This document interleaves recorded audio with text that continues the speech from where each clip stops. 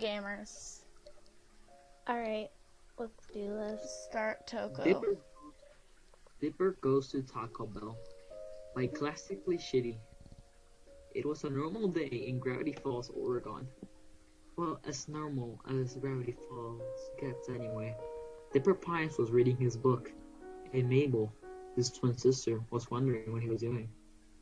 Dipper, are you going to keep your nose buried in that strange book of yours all summer? You gotta go out, have an adventure, Mabel exclaimed. Not now, said Dipper said quietly. I'm trying to decode this. He was looking at a cryptogram and said XSLFAQBEQXZLYBII. Dipper was officially stumped. He could not figure what it meant, and it seemed very mysterious to him. Grunkle Stan is going to take us out to the diner for lunch, Dipper, Mabel exclaims. Dipper, however, was not in the mood for a diner. He was publicly humiliated the last time he went, and he thought the food wasn't good anyway. Mabel, I don't want to go to a dinner, Dipper said solemnly. I want to go somewhere else. But there's really nothing else in town, unless you count the Taco Bell near the forest, Mabel replied. Taco Bell? Dipper's ears perked up. He had never eaten on a Taco Bell before, and ever since last week, he had a craving for Mexican food for some reason. Why did you go to Taco Bell today? Her asked. Taco Bell, Uncle Stan questioned. Why do you want to go there? It smells like a bathroom when it gets clogged. I had my heart set on pancakes, Mabel moaned. Listen, you can go to Taco Bell if you want, but don't come crying it to me when you smell like expired onions. Fine, I will, Dipper said harshly. Don't let the door hit you on the way out, Grunkle Stan had said. But he was exiting the mystery Jack. said Grunkle Stan, laughing. So anyways, Mabel and Grunkle Stan went to while Dipper tried to find the Taco Bell. He had parted from his book and a couple, but finding the Taco Bell was harder than he had previously. He had been looking around town for what seemed like days. The mystery book wasn't helping him either, until he saw a flicker of a sign in the forest. He went into the forest. Why would there be a Taco Bell in the forest? Dipper asked himself. After hiking for about an hour, Dipper finally got to the Taco Bell. But it sure didn't look like any Taco Bell he'd ever seen. It was surrounded by a barrage of giant oak trees in an open field, completely different from the rugged terrain of the Oregon forest. The open field was covered with at least 3 layers of pine needles, which got the attention of Dipper. He stuck his hand into the pine needles. Ow! Dipper shouted. A pine needle poked him. It hurts. The restaurant, Taco Bell, looked like a silo, sort of. Well, it was sort of cylindrical. The outside had rusty picnic tables. It looked like more than used to. Dipper walked off to the restaurant store. Should I go in there? Dipper asked himself. I'm starting to have second thoughts. Why is there a small, desolate Taco Bell in this forest, miles from the nearest road? I guess it's my only option. Maple and Grunkle Stan are probably done with lunch right now. And they were. Mabel wondered why Dipper hadn't come back yet, but Grunkle Stan didn't give a damn. So Dipper entered the restaurant, but he was relieved to see that the interior was normal, except for its high ceiling. There were also no customers inside, but Dipper thought that was normal considering how the Frenchman was so isolated. He went up to the counter. There was one cashier working on the registers, a very old, slightly deaf, bored out of his skull cashier. Dipper decided what he wanted to order, then he approached the register. Excuse me, we only have tacos, the cashier interrupted. Okay then, I'll have a taco then, Dipper said.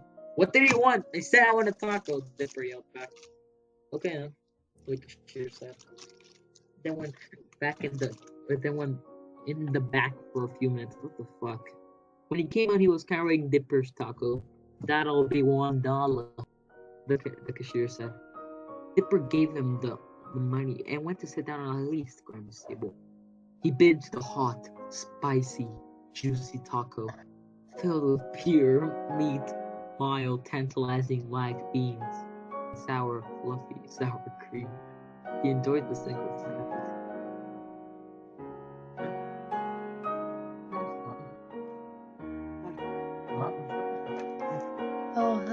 really hot. You should screen share you masturbating. So, Yeah, I fucked it up. My dad came into my room, guys. Do I keep are reading? you able? Do I keep reading? Yes, continue. No, he left. He left. He just gave me some. Okay. Give me some. Yeah. But as he was about to write it the second time, he felt a churning movement inside his body. Something that he had felt often. Uh-oh, Dipper said, then rushed to find the laboratory. Man, that really went through me, Dipper said to himself.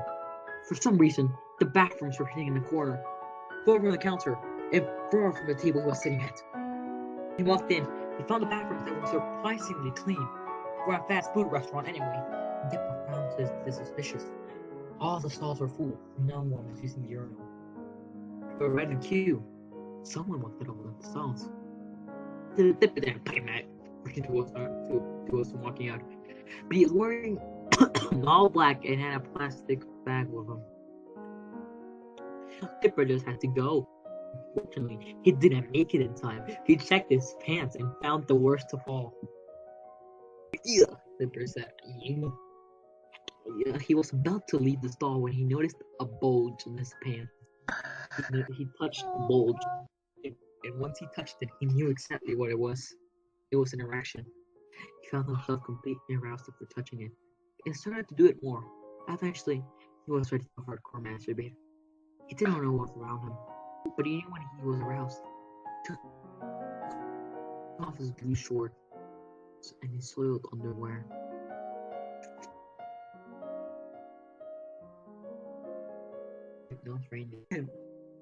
Oh Dipper gosh. started to yank his Johnson harder and faster. The 5-incher was getting pumped. Dipper's soiled his hand started to feel bits of pre-cum on his dry fingers. I'm gonna screenshot. Gotta turn my volume down so my mom doesn't hear you. Eventually, the medium-sized dick couldn't take it anymore and burst out an explosion of cum. The cum got over his walls and toilet, and Dipper felt proud. He had cleaned himself for the first time, but he was upset that it was not over one day. Now, all this is not enough for me. I need to release all of this. So, with this erection still active, Dipper began shaking his penis again. It was much quicker, and Dipper come quicker. It was a bigger release than last time, and it began to rain on Dipper's feet. Dipper felt more proud this time. His heart about to burst from all the droplets of cum falling down the ceiling. And Very. he felt as happy as the first day of the first snowfall of the year. He stuck out his tongue to taste the cum. It's shiny from the faculty fluorescent bathroom. He tasted it, and he thought it was one of the best tasting things in the world. Better than the largest chocolate bar. Better than the rarest pig. Better than the taco he was eating earlier. Now he couldn't stop. He couldn't leave now or miss out on his great masturbation adventure. He wanted to taste the cum. He scraped a handful of it out the stall, put it in his wet mouth, gripped another and another. He was getting more aroused by consuming the cum and released another row. So that's where it's all coming about.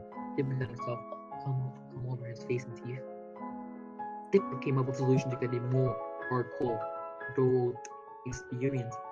He was about to put it into action. He tilted his head down, sat down on the cum-covered ground, grabbed his hardened Johnson, and stuck it in his mouth. Once it was firmly in, Dipper began to suck on the very hard rod. He sucked it like a lollipop he got out of the country for a while back. It tasted a lot like it. Oh The legs gosh. were so extra over his shoulder that he could have been a. The more he sucked the stick, the more aroused his legs showed. Actually, when he was about to give it all out, he came in his mouth. It was the first thing he'd ever experienced, and began performing politely on himself. He was stimulating himself orally. He accidentally fell over to his side. He broke his penis and come on the floor. The floor was covered in so much of Dipper's cum, he started to make Snow Angel become or cum Angel. He was eating some in the process, but then he looked to the side and immediately became so hard that the red tip was touching his short pubic hair. He saw what was causing it. He saw his underwear covered in dark brown. That makes him hard. Which is covered in the over its erotic beauty. These were so beautifully ejaculated, so perfect that they felt in Dipper's white hands. He wanted his shit. He held the brown underwear like a fish on a lure and stuck his white lips into the sticky brown feces. His tongue was rubbing the crap all over his tidy whities, making his mouth all brownish, a brownish white mess. He was biting into the shit and the shit. He sucked it in his mouth. He had more stimulating than ever before. He knew that he didn't need Wendy or Mabel or any of the other girls in Gravity Falls. All he needed was his big pile of shit. He took a scoop of feces. He had a lot of diarrhea and began to spread it all over his dick. Once he spread the crap, he was getting more and moves around. When his dick was completely brown, he came again. All the stuff in the stall were covered by Dipper's cum. Once again, Dipper took 6 scoops of cum and consumed it in large gulps. Now Dipper had the sticky brown feces all over his penis. Did he do a good job?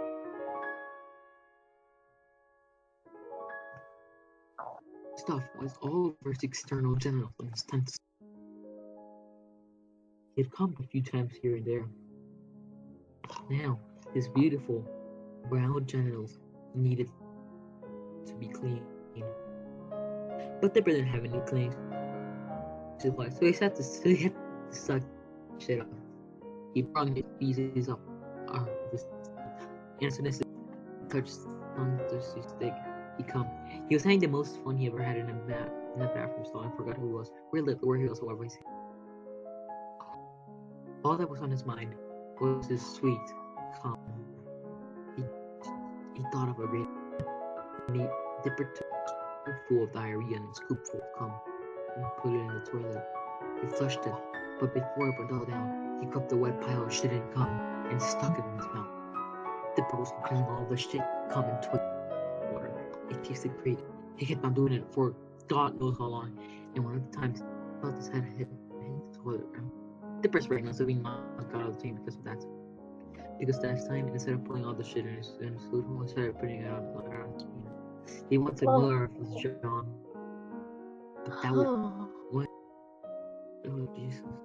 But that would be a fatal mistake. One thing was for again. Put it in his mouth and began sucking, but he did it too hard. As he was sucking and coming, he accidentally bit on his dick. As soon as he tasted the blood, he broke out in his coitus and saw his lacerated penis.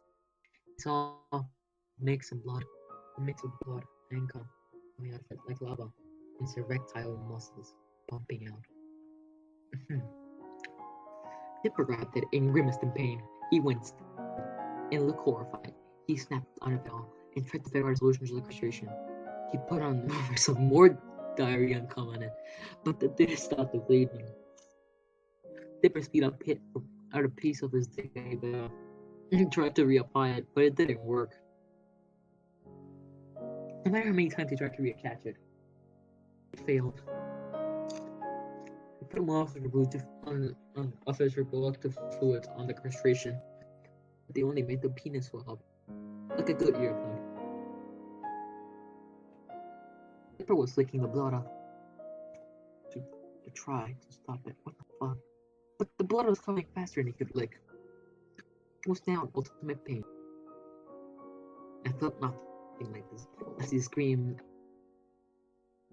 Oh fuck. I lost. Ouch, this is making my pee-pee hurt.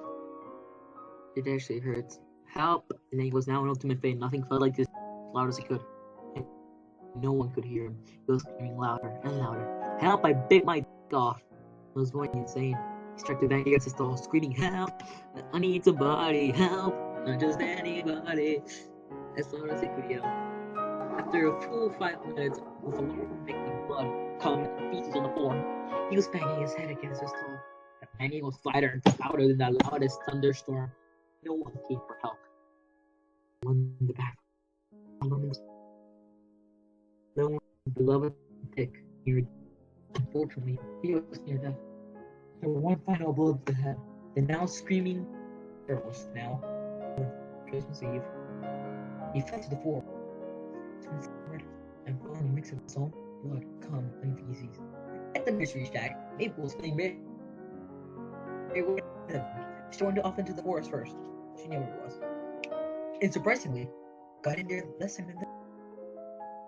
As she entered the newly cleaned door, she noticed the one bit taco on one of the tables, and immediately it was Dipper.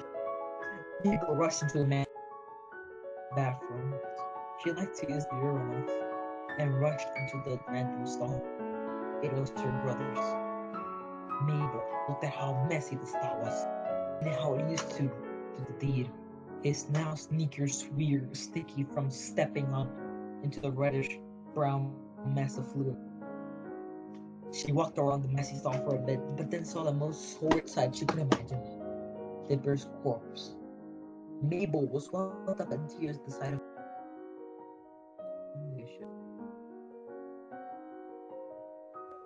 And began to cry. As she was crying, she sat in a pile of blood, feces, and cum, and looked at Dipper's lifeless face.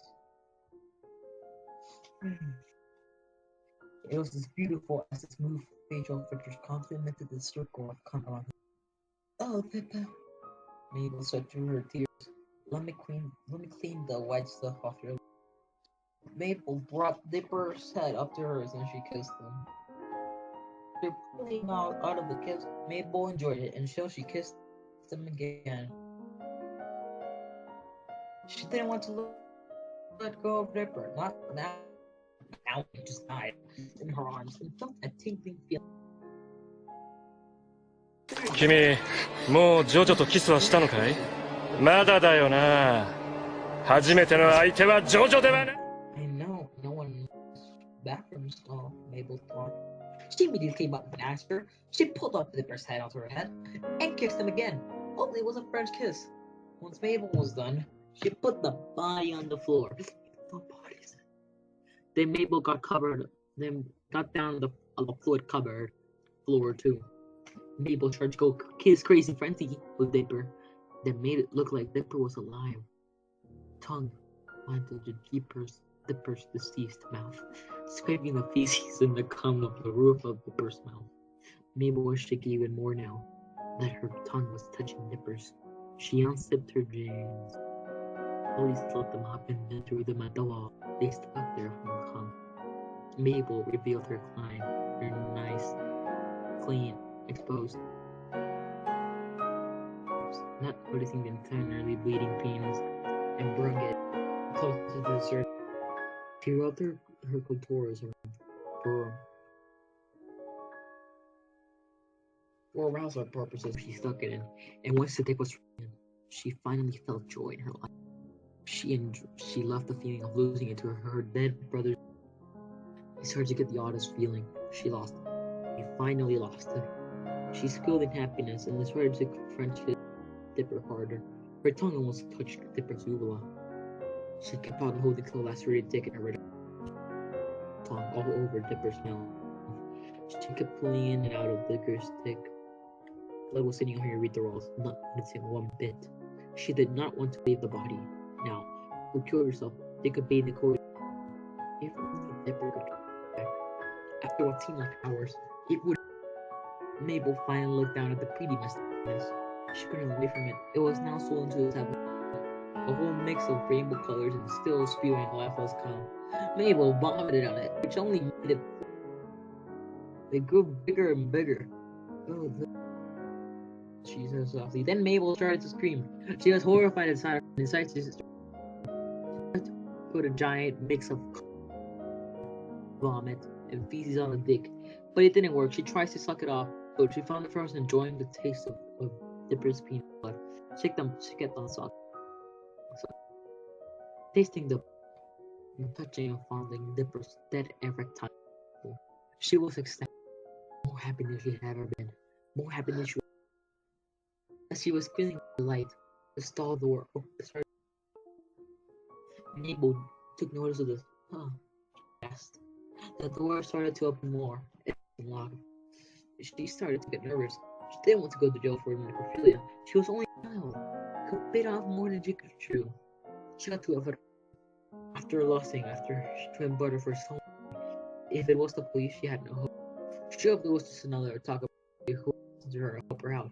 The stall door finally, and standing in front of it was a man dressed in. Yeah, he had a Taco Bell logo sewn to the left of his sleeves jacket. He was wearing squeaky shoes that squeaked like a. He was wearing dark sunglasses. The mysterious man walked up to the two of them slowly. Mabel finally stood on her feet, fear and blood on her. The man stared at Mabel for a long time. Finally said, "Are you supposed to be in this bathroom yet?" Mabel was shaking in horror. She turned to Dipper's dead, naked, violated dead body, and turned to the man. Mister, I didn't intend to do this to my brother," Mabel said with tears. The man brought himself closer to Mabel's face. Sir, my personal space. Mabel tried to manage. The man was suspecting a red spot on Mabel's cheek. After several seconds, the man touched the spot, curled his finger in it, and put the finger in his mouth. Blood. The man whispered to himself. I'm just gonna bookmark this. I am monkeys. Ooh, what's happening? Okay, you're reading fan Your fiction. voice is being recorded. Interrupting my reading. Okay. You still want this voice chat. Just go back to the story. Mabel repeated what the mysterious man did to her cheek. It's blood. And with the blood big on her cheeks, have you developed, let's say, a sight taste? The man asked. Mabel did not notice it. They're acceptable, right? Just I'd like to say something of it. Why did he say so? And found warning, a man cut her across the chest with a chisel. Scream at the pain of it. Oh, Mabel pour out of the diagonal cut, almost covered her stomach, and licked it up. Your blood part is better than a kid, the man said, pointing to Dipper. Then the man gave another cut across her face. She screamed again, louder. Now, you can get the blood across her face, just make sure. The man slid her across the neck. She could not scream this time. The man went into her neck, what the fuck, and pulled out 3 vocal cords. The man stretched the cord out, and he jumped the rope. One was slashing Mabel across the face several times. When her face was cut so many times that her nose fell off, the man decided it was time for the scalping. He took out a bigger knife and slammed it right in Mabel's house. The man gripped the knife on her face and began to make a deep cut. The man put off his strength. He decided to make the hardest part. Tried to do it right on the skin, but sadly he did not like the job. He did not do the job.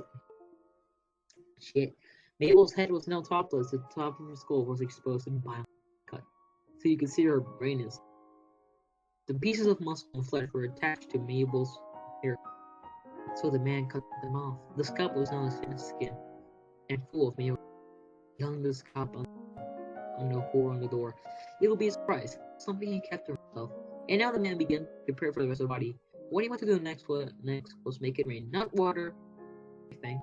He wanted to make it rain something. He got down to Mabel's blood-covered chest. She grabbed her not fully developed breast and began to cut off Mabel's nip. When she was down, the blood started to come out, like amazed by the sight of the sound of fountain blood, and began to dance around the stone, sipping on the fluids on the. When the blood was starting to flow a little less slowly, the man moved onto his leg. The man hung on Mabel's nipple next to the scalp. The nips were his prize too. He started to cut Mabel's leg. He cut it fast, started to cut fast, and then a race car dragged around a smooth asphalt track.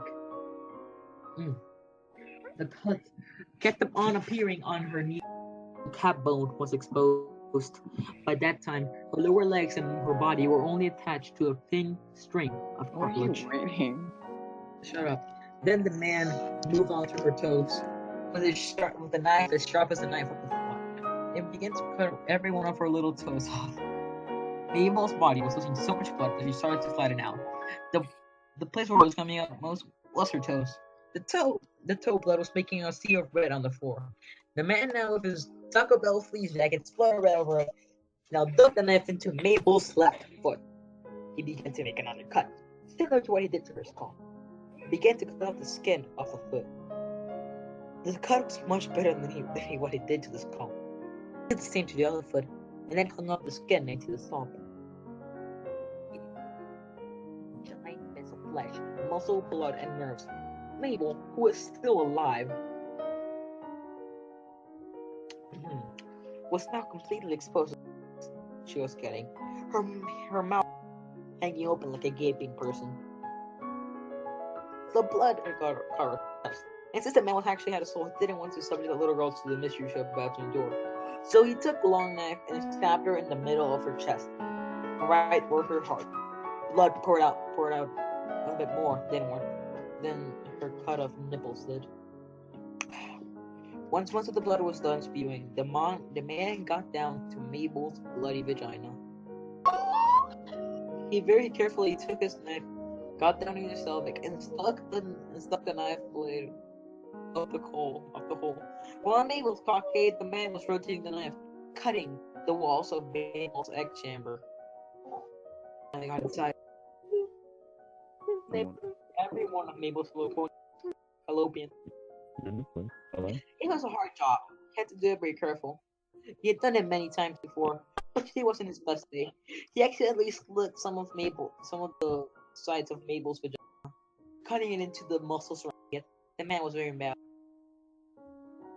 Hopefully no one noticed that. He took out the knife at him with ovaries and the blood-covered blade. The man got out of the giant plastic bag. It was covered in so much blood than usually was. He accidentally slipped and dug into Mabel's right shoulder. Ominously, the man got out a pair of vinyl gloves and put them on his hand. He gripped the knife tightly, once again the deeper cut than he had before. After a while, after digging, got to the other side. One job that he did, he threw his arm in his trash bag. He felt great pride and felt that he could achieve his goal now. So went out to the other side of Mabel's body and began to cut that caramel. The man threw it in the bag. Mabel's body was flat. Almost all the blood from her body was gone. Embracing Mabel's dismembered body, he hugged it, licked the remaining blood off, and put the blood in the bag.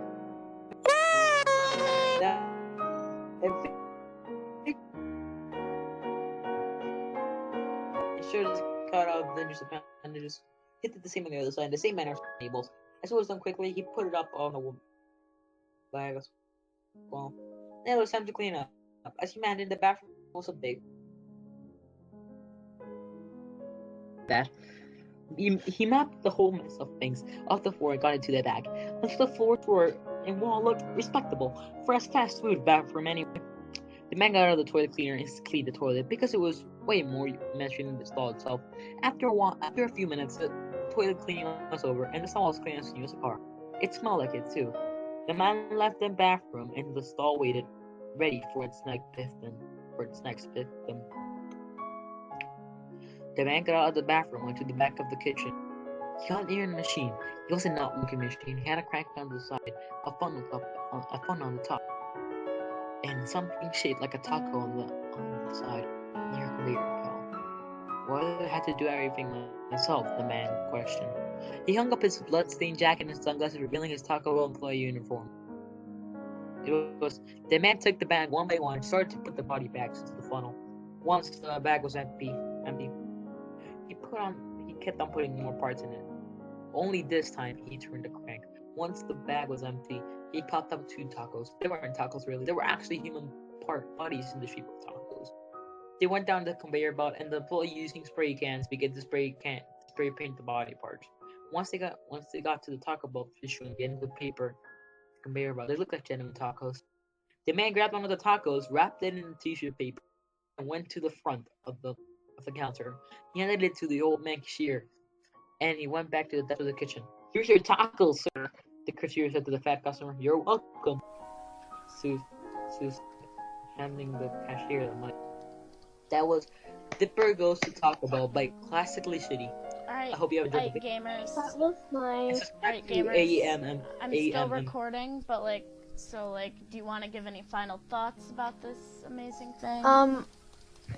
I wish I want more. More? Okay. Anything from you, person that I can't name? Narrator.